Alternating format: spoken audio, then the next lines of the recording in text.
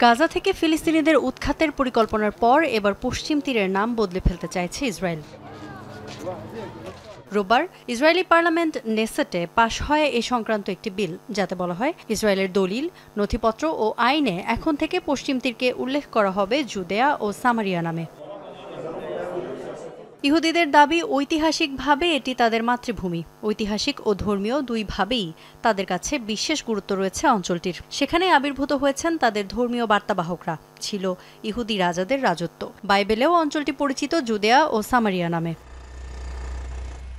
ইসরায়েলের এমন পদক্ষেপকে অবৈধ, অবাস্তব ও আন্তর্জাতিক আইনের স্পষ্ট লঙ্ঘন বলছে ফিলিস্তিন। অভিযোগ, পশ্চিম তীরে দখলদারিত্ব আরও শক্তিশালী করার পায়তারা এটি। স্বাধীন ফিলিস্তিন রাষ্ট্র প্রতিষ্ঠার সম্ভাবনাকে উড়িয়ে দিয়ে এই সিদ্ধান্ত আরও উস্কে দিচ্ছে সংঘাতকে।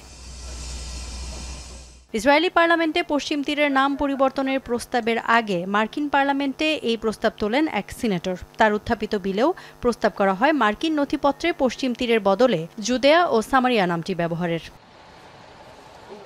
১৯৬৭ সালে আরব ইসরায়েল ৬ দিনের যুদ্ধে জর্ডান নদীর পশ্চিমাঞ্চলীয় এলাকাটির দখল নেয় ইসরায়েল। তারপর থেকেই এর নিয়ন্ত্রণ নিয়ে ফিলিস্তিন ও ইসরায়েলের মধ্যে চলছে বিরোধ। ১৯৯০ সালে অসলো চুক্তির মধ্য দিয়ে ৩ ভাগে ভাগ করা হয় পশ্চিম তীরকে।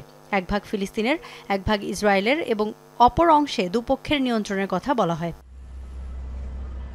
এমন জটিল পরিস্থিতির কারণে বহুকাল ধরেই পশ্চিম তীরের নাম নিয়ে ইসরায়েলে, এমনকি আন্তর্জাতিক মহলেও রয়েছে সংশয়। ইসরায়েলে কখনো পশ্চিম তীর, কখনো জুদেয়া ও সামারিয়া, আবার কখনো শুধু দ্য এরিয়া বা অঞ্চলও ব্যবহার করা হয়। জাতিসংঘের নথিতে এই অঞ্চলকে উল্লেখ করা হয় অধিকৃত ফিলিস্তিনি ভূখণ্ড হিসেবে।